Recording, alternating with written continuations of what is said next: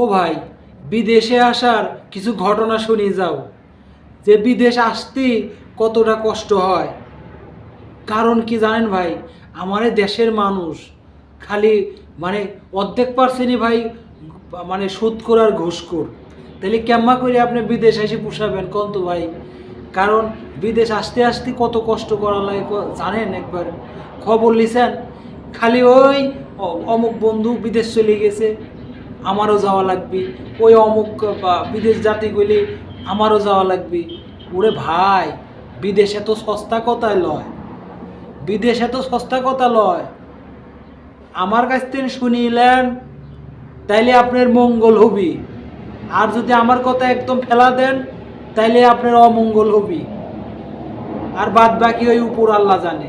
কারণ কথা হচ্ছে কি ভাই, বিদেশ আসতে যায় কতটা পরিশ্রম করা লাগে সেটা আমাকে শুনিলেন। প্রথমে পাসপোর্ট করবির যাবেন, পাসপোর্ট করবির গেলে ওই মেন গেটে যায় দালালি শুরু হইলে। ওই যে ভাই শুরু হইলি যে দালালি, ওই আপনি ওই পাসপোর্টের ঘরে যাওয়ার পরের থেকেই শুরু হইলি যে আপনার দালালি। দালালি আপনি টাকা খাবি, টাকা দেওয়া লাগবে। ধরেন পাসপোর্ট করবি যায়, পাসপোর্টে যদি লাগে 7,000 টাকা, লিবি 9,000 টাকা। সেনে গেল আবার ক্লিয়ারেন্স বাই করা লাগে। আমার জন্মে কোনোদিন শুনেছিলাম না ভাই, তে বিদেশ আসবির যায় এটা আমি শুনলাম। তে ক্লিয়ারেন্স বাই করবির যায় তাড়াতাড়ি, আবার এই বিদেশ দিন আপনি কবি যে তাড়াতাড়ি ভাই তাড়াতাড়ি সব করা লাগবে। আপনি ক্লিয়ারেন্স করবির যায় আপনি 1,000 টাকা আপনার ওখানে ঘুষ দেওয়া লাগবে। যদি একবার কয়া ফেলাইছেন ভাই যে আমার একটু তাড়াতাড়ি লাগবে, তাহলে সাথে সাথে কবি তাড়াতাড়ি 1,000 টাকা দাও, তাহলে ভাই কয়েকদিনের মধ্যে বাই করে দেবো না। 1,000 টাকা ঘুষ গেল। আবার আপনার মেডিকেল করবির আসলেন ভাই, মেডিকেল করবির আসি মেডিকেলের টাকা তো দেওয়াই লাগতেছে। আবার মেডিকেল করবির মানে হয়ে গেছে, অথচ আপনার যে এজেন্ট, কিছু কিছু দালালি এজেন্ট আছে ভাই, আপনার মনে করেন যে পকেটে 10 টাকা থাকলে 10 টাকা বাই করি ওই দালাল নিয়ে আনবে। ধরেন বলবি যে আপনার মেডিকেল কমপ্লিট, পুরা কমপ্লিট ভাই, একদম ডাহা সর্বনাশী কথা কয়ে দিবি, আপনার জীবনটা 12টা বাজা দিবি। কি বলবি যে ভাই আপনার তো মেডিকেল বাড়াইছে, কিন্তু আপনার একটা কাম হয়ে গেছে ভাই, ভাই মনে কিছু লিয়েন না, কষ্ট নেবেন না কলাম। তখন আপনি কবেন কি ভাই কি হয়েছে ভাই বলেন, সমস্যা নেই। তখন কবি কি যে ভাই আপনার তো বুকের মধ্যে একটা স্পট ধরা পড়ছে। এই মানে আপনি ঘাবড়ে যাবেন যে কি করলি রে, আমার বুকের মধ্যে বলে স্পট। তখন কবি যে ভাই এই স্পট যদি আপনার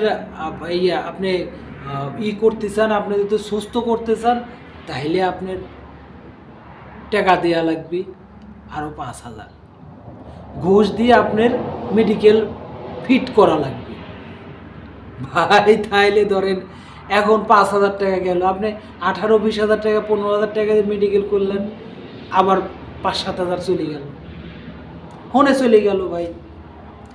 আবার মনে করেন কি যখন আসপির যাবেন, টিকিট করলেন, তখন আবার আসার সময় আবার ভাই মিষ্টি টিষ্টি খাওয়ার কিছু দিয়ে গেলেন না ভাই, তখন আবার মনে করেন 1,000 গেল। আবার এগুলো তো যে ওদের মরণের ভ্যাকসিন করোনা, ওই করোনা খাইছে বাংলাদেশের মানুষে, যে যেমন পারছে করোনার ভয় দেখায় শেষ করে ফেলাইছে। যাই হোক, আবার করোনার ভ্যাকসিন দেওয়া লাগে, আবার আবেদন করে আবার সময় নেয়, ওই সময়ের অপেক্ষায় থাকা লাগে, মোবাইল ধরে দিন ধরে থাকা লাগে, কখন দিনে আমার আসবে করোনার ভ্যাকসিনের ওই সেই মরার মেসেজ পালি পরে কিসের কি ভাই, গাট্টি গুট্টা নিয়ে মার ঝাড়ি দৌড় ঢাকায় যায় তোমার করা লাগবে, আবার ওই ভ্যাকসিন নেওয়া লাগবে। ভ্যাকসিন নিলি ভাই গা হাত পা বিষ ব্যথা, উরি বাবা ভাই। তারপরেও তো আবার ওই লিবির গেলেও অনেক তো অবিশ্বাস করা লাগে ভাই, 200 লোকের সিরিয়ালের পিছনে পড়ে থাকা লাগে, যত সকালেই যান মাগার পিছনে থাকাই লাগবে। আপনি চালাক আছেন, আর কেউ চালাক নাই। অনেক লোক আছে ভাই, মনে করেন যে রাত 3টের সময় যায় বসে থাকে সিরিয়াল, ওই 200 লোকের সিরিয়াল ধরি একজন একজন করে দেয় ভাই। মাঝামুঝি দাঁড়া থাকতে থাকতে মনে হয় যে মাজা ভেঙে পড়ে যাবো না, এই অবস্থা। তে কথা হচ্ছে কি ভাই, বিদেশ আসার লাভ কোনো সময় মুখে নেবেন না। আর বিদেশ আসার পরে যে এই জায়গাতে কত যন্ত্রণা, এটা আপনি ঠিক পাবেন না। যখন আসবেন তখন ঠিক পাবেন।